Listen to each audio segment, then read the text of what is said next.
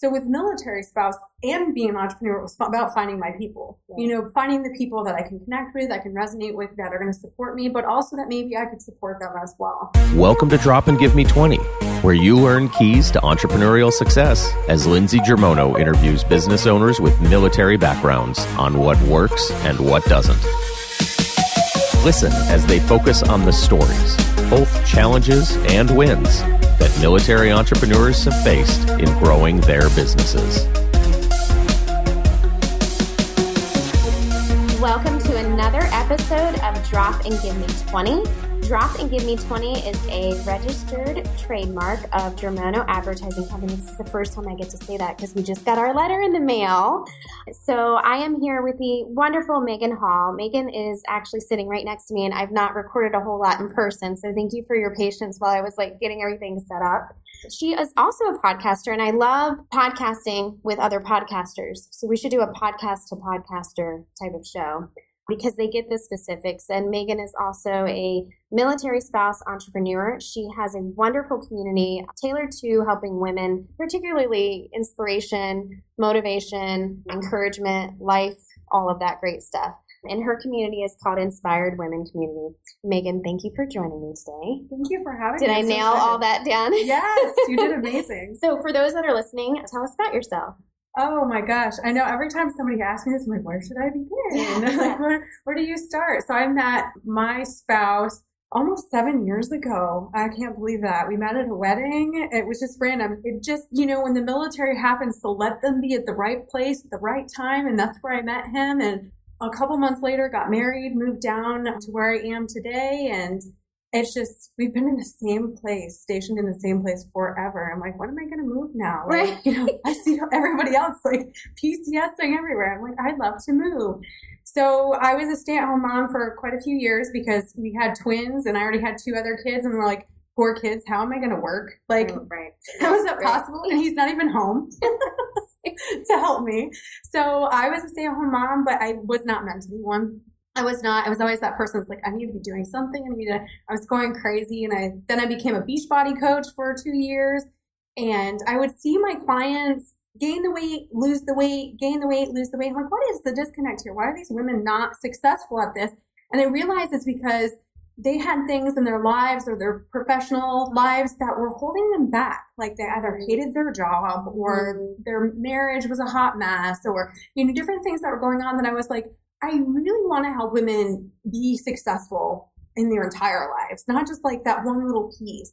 So I'm like, I don't know what to do. And I spoke with one of my friends and I was like, I don't know what to do. I feel like I'm meant for something more. And she's like, you'd be a great speaker.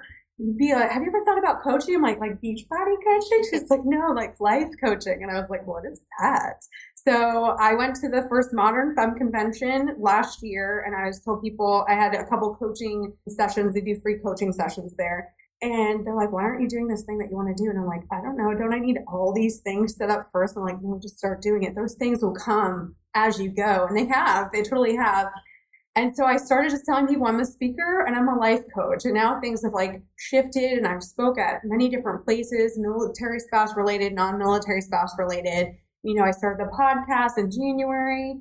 And I started the community recently, and it's just been progressively growing. Recently, I was asked to co-author a book. It's nice. Where's this stuff coming from? Yeah. And then I get to be on podcasts like yours that are my favorite podcast ever. And a year ago, that wouldn't have even been something that I thought was possible for me. So it's been quite a transition from somebody who 7 years ago was a homeless single mom of 2 kids, literally nothing. I didn't have a car, a job, a license. I had no self-esteem. My first job was working at Burger King because I wasn't even confident enough to apply at other places.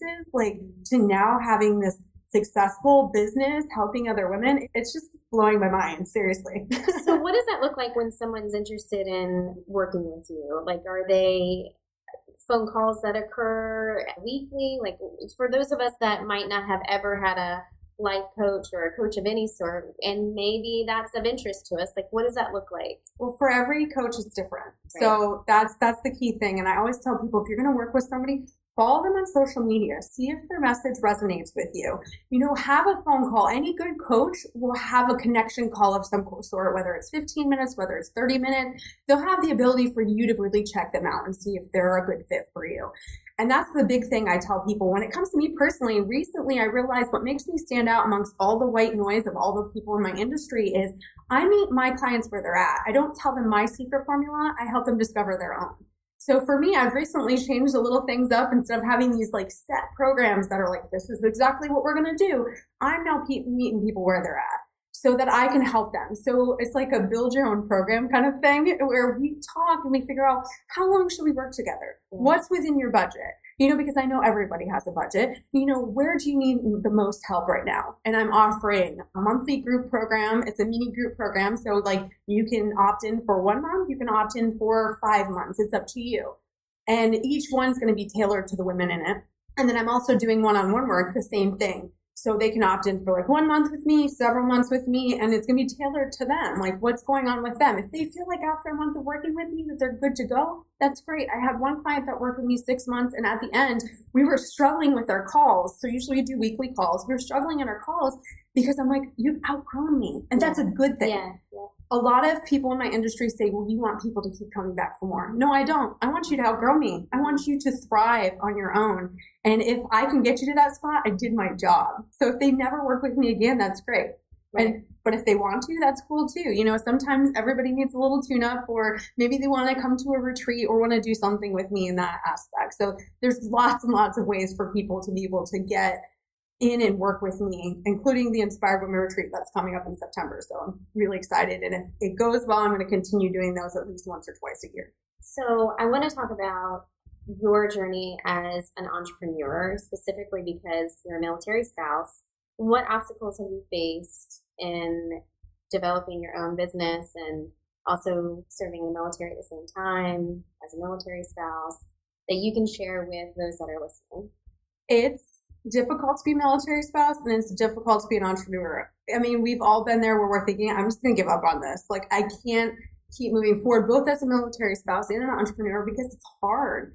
A lot of things get thrown your way, and you're like, how much more of this can I take? But we build up our resiliency and we're able to push forward. So a lot of it with military spouse has been like just getting used to it. Like, it's quite a transition, and finding the right people, finding the people that aren't you've got that atypical like drama queen that I'm like, I don't want to be part of that. I know we've all been there. We've all met them, but then you find your people and it doesn't happen like that. So with military spouse and being an entrepreneur, it was about finding my people, finding the people that I can connect with, I can resonate with, that are going to support me, but also that maybe I could support them as well. And with entrepreneurship, it's been like everything. Like, you want to give up because there's times that you're like, is this not working? Like, everybody's telling me I'm doing everything right. Why is this not working for me? And then you have to like mold and change and see what works best for you. Like recently, I'm like, I'm just going to tune out all those experts that are telling me this is exactly what I need to do and go by my gut and go by what resonates with me. And that has taken off. So I actually was talking to somebody yesterday, because right now we're in a really awesome position where we are hiring, and there's so many great candidates, and I am having a really hard time with it because I want to hire everybody.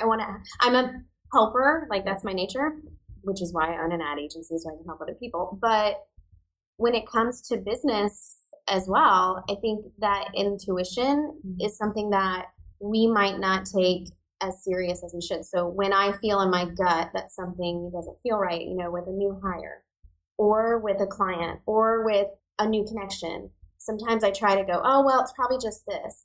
But that intuition, that gut feeling really can carry you through a lot of the decisions that come up. And to trust that and to know that and to trust that, you're making the right decision is very scary. And it's something that you have to get used to because of the noise, right? People telling you, oh, well, you should do this, you should do that. How many people are you hiring? Blah, blah, blah, blah. So I guess in your, coaching capacity, you try to help people with that intuition and trusting that.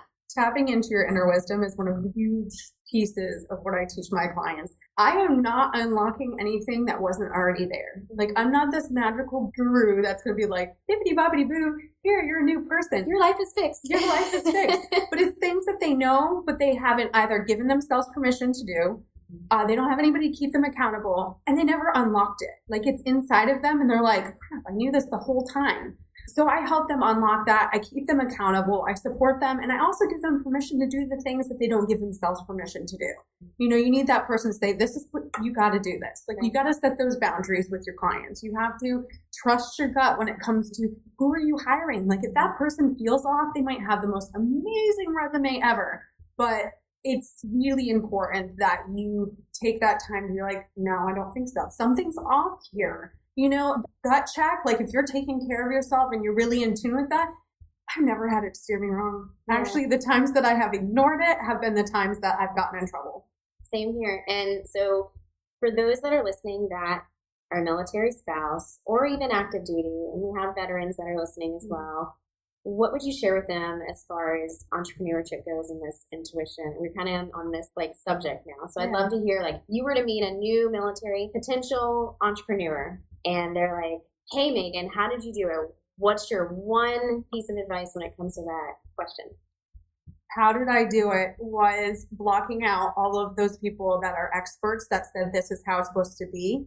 Life is not one size fits all. Business is not one size fits all. So you really have to discover like what's going to work for you. The 7 steps to success that might have worked for somebody else does not mean it's going to work for you. So discovery, I mean, that means you might take a course, and I signed up for a course recently and I'm still paying on it that I'm like, this is a waste of my money. Like, it was awful because it wasn't for me. And, you know, but I was like so blinded by all these people saying, you have to take this course, you have to take this course. And now I'm like, that is the biggest waste of money I have ever done in my entire life. But I learned because then I was like, I need to trust that intuition that I know what's best for me, my life and my business than anybody else out there. So you're switching gears. You run, we were talking about this because we're currently recording in another office in my suite of offices. This one's a little more quiet. And you were like, yeah, I record as well, you know, in my bedroom because it's padded.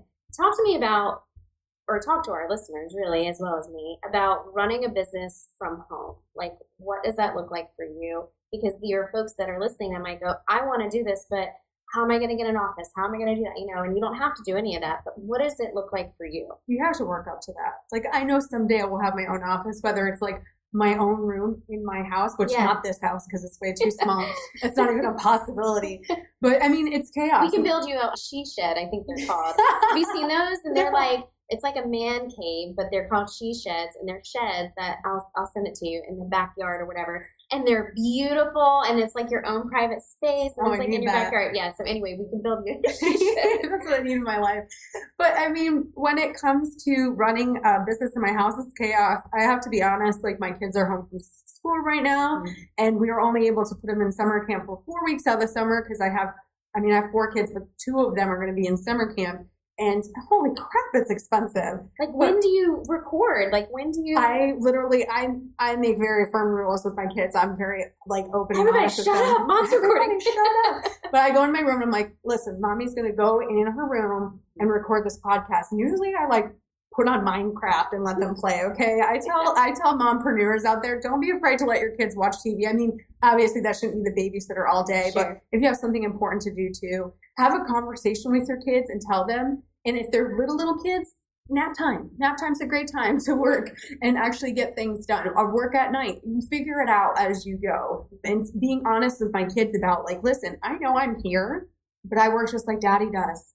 You know, maybe not as important of a job as daddy does, but I do really important stuff as well. You know, they're like, can I go see daddy's work? Where's your work? Mommy, I'm here in this house. So it's about having those conversations with my kids and, you know, figuring out how to make it work. You know, whenever I can make it work, you just figure it out. You have to. If you don't figure it out, it's not going to work. And if you continue to like think like, well, if this person has this, why don't I have that? You have to work up to it. It takes time, and it will take one person longer than another person. And there's no overnight success. The people that look like they're an overnight success, they built up to that. There were other things they were doing in the background for years before you see them pop up. Nothing drives me more crazy than seeing the sign up for this 6-week thing to make $100,000 or whatever a year. I'm like, that doesn't happen.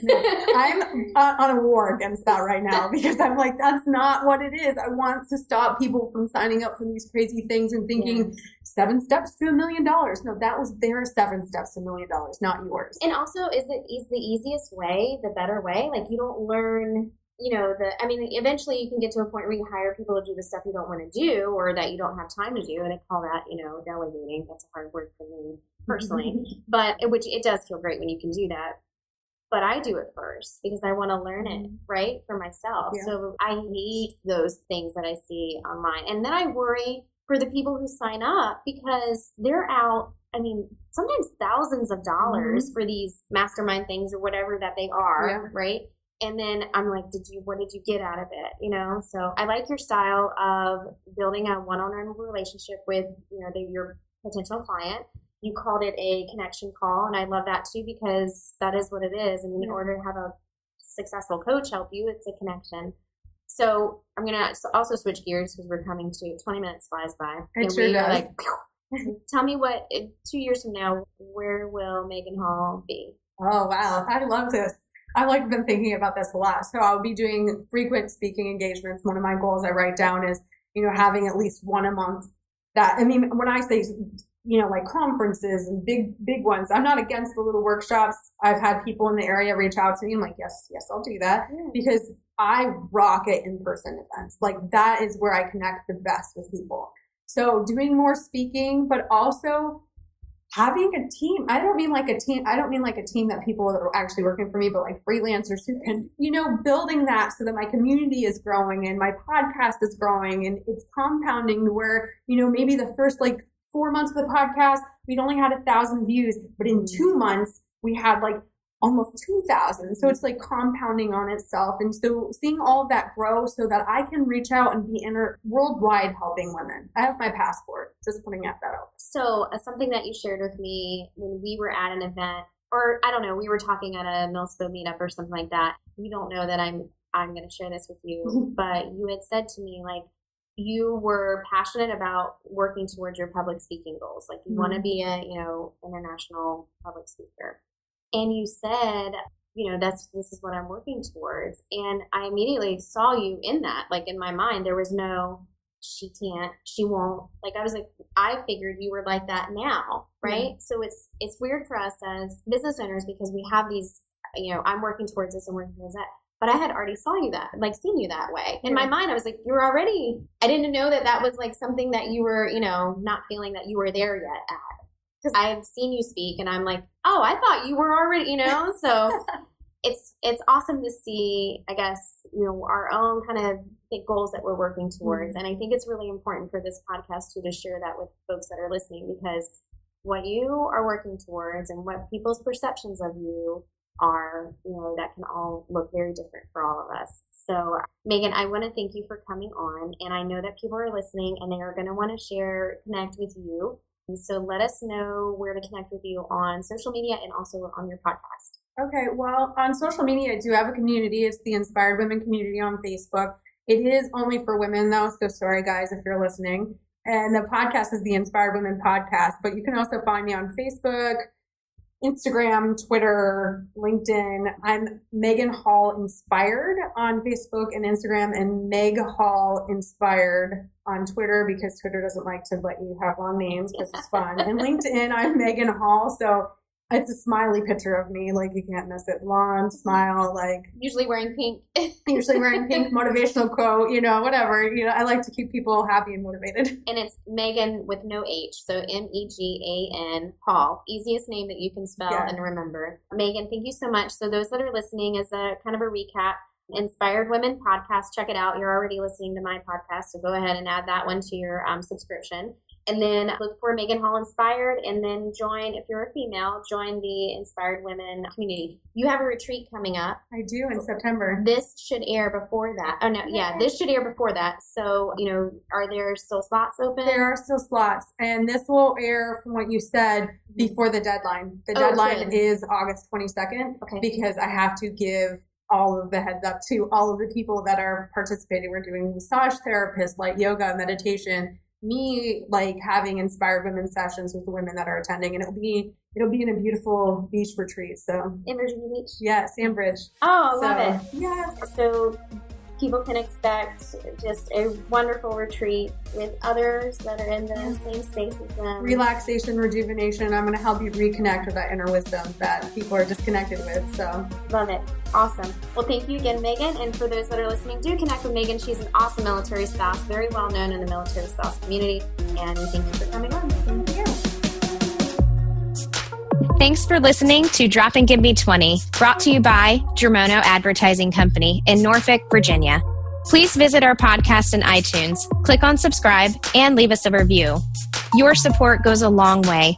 When you subscribe and leave reviews, it helps the guests on our show as well. Jump in and let us know what you think. You can also follow all of our guests on the Drop and Give Me 20 Facebook page. We have Instagram and Twitter.